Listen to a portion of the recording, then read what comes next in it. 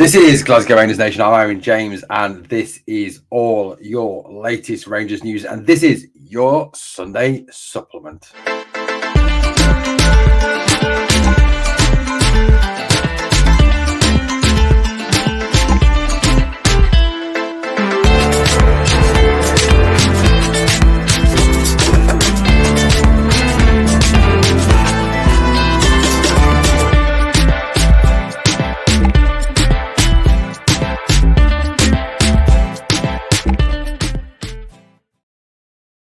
Nice to relive those happy moments from yesterday. A fantastic 6-0 victory at Hampden Park. Possibly, hopefully, our last game at Hampden Park ahead of a move back to our home, to our natural home at Ibrox. That is obviously the desire, and that is the strong desire of all the fans. Now, Rangers overhaul, first 10 minutes, okay, a bit scrappy. Both teams a bit of a to and fro, but by the sort of the last 80 minutes, I think Rangers did take control of the game and played probably their best game of the season. We've obviously got to warn that. I'm going to use the word warn, not the word caveat, because I don't want to become John Bennett. Rangers have got to caveat that with the situation that it was only Ross County we were playing. We obviously go on to a lot tougher tests next week across the city at whatever you want to call it. You know what? Insert own name here. For their ground. I'm sure there's 101 different names you've all got. You've all got your own personal favourites. I don't want to trespass on those. So, we're going to talk a little bit about what I think is going to be a very busy week for Rangers.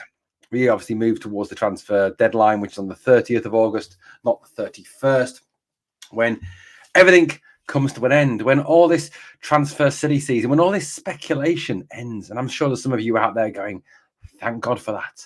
Thank God that we don't have to hear any more ridiculous stories. Thank God we don't have to hear that Lionel Messi, Jordi Alba, Sergio Busquets, Xavi are all linked with a move to Rangers. That Kylian Mbappe is desperate to come to Ibrox. I'll stop there. That's just getting ridiculous, isn't it? Yeah, we know that's not going to happen. We know that it's going to be, a busy week, though. It is going to be a busy week. Philippe Clement said as much in his presser post-match. He kind of, in a way, though, did contradict himself a little bit, and we'll talk a little bit about that. I've also got an update about Leon Balogun's injury. Big Leon went off injured in yesterday's game. Not great, I love Big Leon. And I thought up until that moment, Big Leon was actually playing really, really well. He was solid. He brought the ball out from the back. There was one run in particular that he made into the Ross County area, Ross County half, where he brings the ball out. He brings up strikers with him. He also brings the midfield up to close him and creates space for our midfield, creates space for our attackers, and does the job of what a centre half has to do to break down that block. I thought he was very, very good yesterday. I'm a massive, massive Big Leon fan. Some top moments from yesterday, top moments from yesterday. One of the biggest for me, absolutely made up for the boy, absolutely just over the moon for him, was the goal scored by Danilo Pereira. Danilo has been out an awful lot. He was very unlucky last season with injury. Obviously he had his face rearranged in the St Johnstone game. He then gets that knee injury against Hearts. Both those injuries not his fault. He then rebuilds. We know that he's a man of God. He plays a lot of faith in God, and obviously he's pushed that across on his Instagram, and he's rebuilt himself, and he's brought himself back. And then yesterday, obviously, he goes on to get his goal. Yes, it was a little bit fortunate. Ross County player hacks it out, hits the one up the arse, breaks to Danilo, who is in the striker position to slot it beyond the very talented Ross Laidlaw. So absolutely personally made up for the boy, and the emotion that he showed in celebrating the goal really does show what that goal means to him. Absolutely fantastic. Now, Philippe Clement spoke to the media post-match, and there was some, 3 points in particular I want to pull out of that presser. 3 points in particular that I want to discuss as regards what he said. One about Cyril Dessers, one about Rangers being ready by October, November time, and one about the final week of the transfer market. And there's some very interesting news in that statement that he made. Although I did feel, like I said earlier, he did contradict himself slightly. Okay, so let's start off with the Cyril Dessers bit. Now, Dessers yesterday had an excellent game for Rangers. Scored twice, assisted once. Overall, I thought that was one of the best performances I've seen from Cyril in a Rangers shirt. He held the ball up well. He brought other players into play well. He kind of did everything that we've kind of criticised him a little bit for not doing. In particular in that Kiev game, that he didn't do well. That he didn't hold the ball up well. He didn't bring players in. I think obviously you've got to deal with the fact that it is a huge difference in level. Dynamo Kiev, as bad as they were, to Ross County. But Cyril yesterday was absolutely excellent. He played well. And he took his goals fantastically well as well. Yes, he did miss a chance, but what, all strikers miss chances. But overall, the first goal that he scores, an excellent finish. Lovely, great ball into him. Cheney starts to move. And then obviously into Lawrence. Lawrence with the assist into Dessers. Dessers, right foot, left foot, and he scores a fantastic finish from the boy. Second goal, obviously, was a great cross into the box, and he puts the ball into the back of the net for his second. Didn't get his hat-trick, obviously, was taken off on 2 goals. That keeps the hunger there, doesn't it? I think that's why managers do it. They keep the hunger there. Anyway, what did Philippe Clement have to say about Cyril Dessers? Well, during his post-match press conference, the boss said that he wished he'd known Cyril Dessers when he was a lot younger. He says that he still feels, even at 29, that Cyril has development to make and that he has, the ability to move forward and to get better. He says he feels a lot better, that Cyril is understanding what is expected of him, understanding how to play, understanding, what he needs to do to succeed in this shape. He also spoke, about how Cyril helps out training with the other strikers, that he's always there for a word of advice or to help out or to support. And, said that Cyril Dessers wants to stay here, that he wants to fight for the jersey, that he wants to die for the jersey, was Clement's exact words. And, to be honest with you, when you hear a manager talk like that about a player, you can't help but be impressed, A, at what the manager says, and B, at what the player is obviously doing. Cyril Dessers has impressed in terms of that, in terms of, the passion he has for the club. And, you've got to hope that he kicks on from this and that he can really go on to be, an absolute massive success. People have sort of questioned what I've said about him. And look, yes, I've criticised him. Yes, I've pulled him apart and destroyed him at times with his performances. And I don't think that's unjust. But, I think you all underestimate, and all of you say, oh, you'd love it if he failed. Well, no, I wouldn't. I'd love it if he scored 30 goals this season or 40 goals this season and prove me wrong. Why? Because that means we're going to win things. That means we're going to be successful if he scores goals. So, look, I don't want to sort of put countenance to those people that say that. I want him to be a success. I want him to score goals. I want him to put the ball in the back of the net on a regular basis for Rangers. Why? Because I want us to win things. And if your striker's scoring 35 to 40 goals a season, you're going to do that. But, it was interesting what the manager had to say. Interesting, he talked about wanting to have him from a younger age, how he feels he could have done more with him. But, interesting as well how he talks about the fact that even at 29, he thinks he's got something to offer and he can continue to get better. And obviously the key fact there that Dessers wants to be here, that he wants to fight and he wants to play for the club. And that is, half the battle. That's what we want at the end of the day. So that was the first thing that he said. Now we're going to obviously get to the transfer news, so obviously hang on for that. This is another thing that Clement said. This is from Martin Ramsey of Heart and Hand, the awesome Martin Ramsey, author of obviously Revolution. Best performance of the season. Last season we had some like it, seeing players growing, seeing movement together, on the right track, but a long way to go. I know people didn't like it, but I expect to see the best Rangers by October, November. So obviously he re-emphasised that comment about the October, November deadline to see the best of Rangers, to see the best performance of Rangers. Now, I know some fans didn't like that. Obviously, there was the criticism. There was the fact that you've just had pre-season. How can you say that? You need to be ready to up and run in August, September time. You can't afford that extra time, yada, yada, yada. Clement did go on to explain that in terms of the fact that, it takes time for new players to settle in. It takes time for young players to settle in. It takes players to get used to their environment, to get used to the league, to get used to the team, to get used to the tactics. And, Clement's right in that aspect. You can't expect players to just come in and from minute one, naturally settle in, naturally be part of a team or naturally be part of a league, especially if they've come from a vastly different foreign league. So, the manager's right on that. He's spot on that. But I think we're starting to see, for me, elements of a style, elements of a performance, elements of, a quality to Rangers that we haven't seen previously this season. And look, I'll be honest with you, one of the things that I said on the video that we need to do and we need to see today, I think it was the podcast yesterday morning. I've done so many videos recently, I didn't know which one it was that, we want to see a strength of performance, a style emerging, a bit of speed, a bit of use of the ball, a bit of quality use of the ball. And we started to see all of that yesterday. We started to see, and I'm not saying that this is the finished product. I'm not saying that, as Clement did yesterday, that's it. We've achieved it now. That's it. We sort of leave it there. We can still get better. There are things we can still develop. There's things that we can still improve. Of course there are. But we started to see elements yesterday of what we wanted to see all along, which is that improvement, that style, that ability to move the ball, that ability to be more clinical.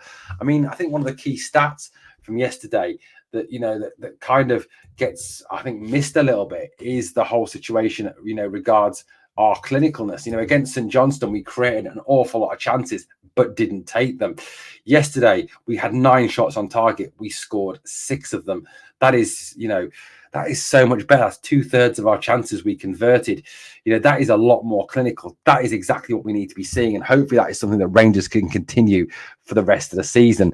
Something they didn't show against St Johnstone.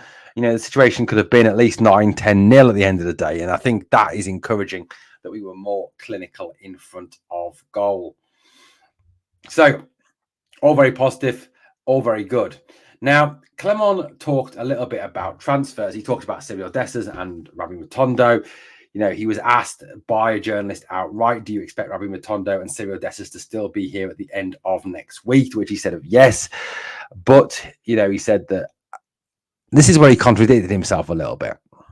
He talked about the fact that, yes, but if an offer came in that matches the valuation, then we've got to talk. He talked about the fact that all the players have a valuation, all the players have a price, and if an unbelievable bid comes in for one of them, then the club have got to seriously consider it. They've got to seriously think about it. That if it is, as we've been reporting on the channel, that Blackburn Rovers are truly interested in Rabbi Matondo. They see Rabbi today. They're massively impressed with him. They come in with a substantial bid from him in excess of £3 million, which obviously what he cost us, 4 or 5 million. Then we've got to kind of think about it, haven't we? Same with Cyril Dessers. If someone comes in with a £6-7 million bid, you've got to start to consider that. That's just football. That's just football business. And Clement was right in that. But then he went on to say this. On transfers, I expect a busy week, but more incoming than outgoing. There will be outgoings, but players who were not in the squad today. So that statement there, that comment that Clement makes, I think you can kind of pick into a couple of different parts there. I mean, obviously, it's encouraging that there is a busy week upcoming. We can expect to see arrivals, that we can expect to see signings, players signing on the dotted line and adding to this squad because, at the end of the day, yes, they played very well today. Yes, they were very, very good today, but it was only Ross County.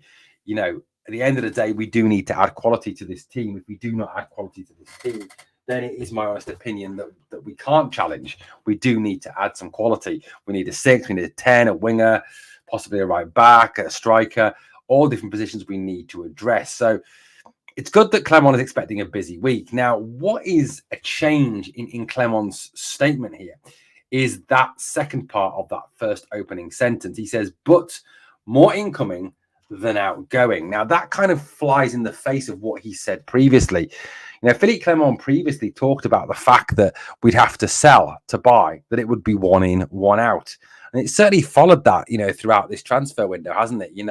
That when a player's left, we then got on to sign a player, so that's the way it's worked. And I think a lot of fans were fully expecting that would continue in this coming week, that we'd have to see a player depart for a player to arrive. So, Ben Davies looks like the next player out. Obviously, he wasn't involved with the squad today, which is telling. We'll get to Rabbi in a minute. So that's one of the interesting statements. Now, does that insinuate that the board have suddenly from somewhere found a magic porridge pot of money, that they've suddenly been delving down the back of the Ibrox sofas, that they've had a whip round, that suddenly there is money available? As Curry and I discussed on the podcast last night, has the criticism, has the dwindling crowds at Hampden shocked them into action? Have they realised that there is unhappiness, a discontent within the fan base, and they're going to have to do something to overcome it, and they're prepared to commit funds to stop that from happening.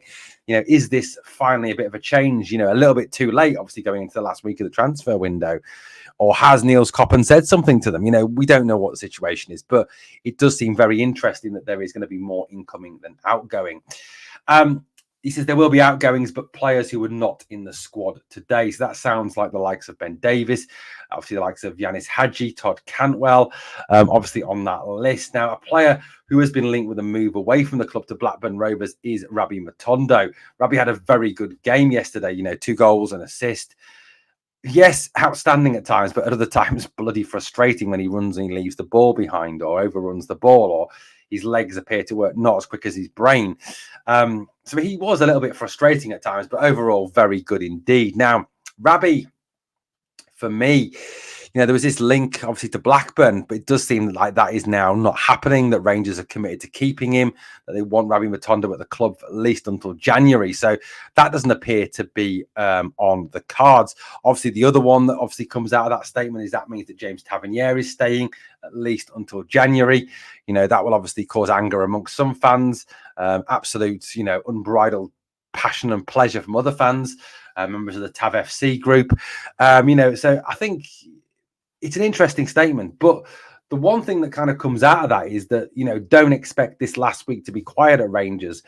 I think Rangers will be doing business right up until the deadline. I think Rangers will be obviously trying to get players out right up until the deadline, but by the same token, trying to bring players in. Clement talked today, didn't he, about the, replacing quality with quality, that if you allow a player to leave, you've got to replace it with a better or at least the same standard sort of player. So that is, something that will need to be looking at this week. And I think there will be some interesting moves. There's been the links this week, Bracalo, Gavea, Neto, Kaiki Fernandez.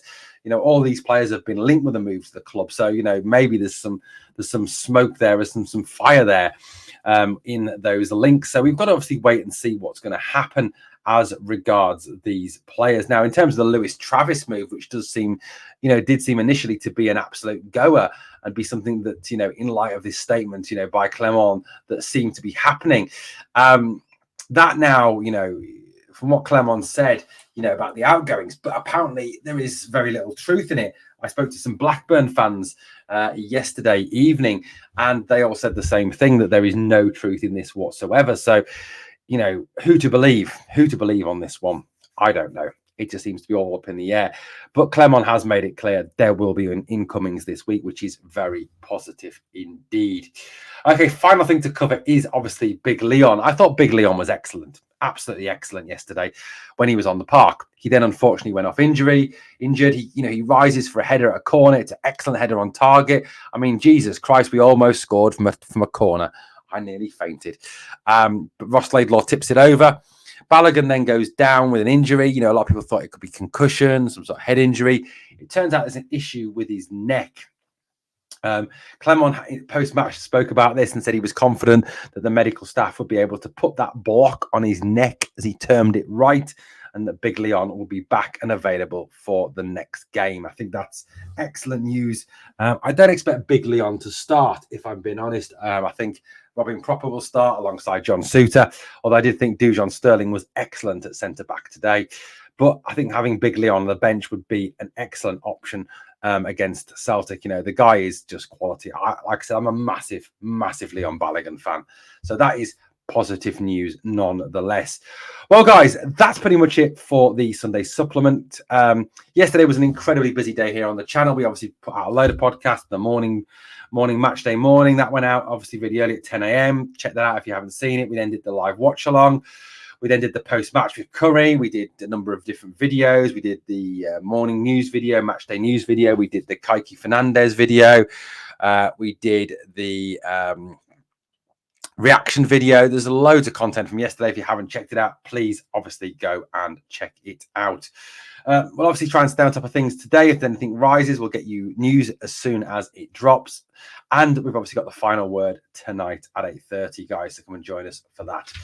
Thank you for watching Glasgow Rangers Nation, guys. As always, if you can do me, 2 favours. 1, smash the like. And number 2, remember always, please never forget this.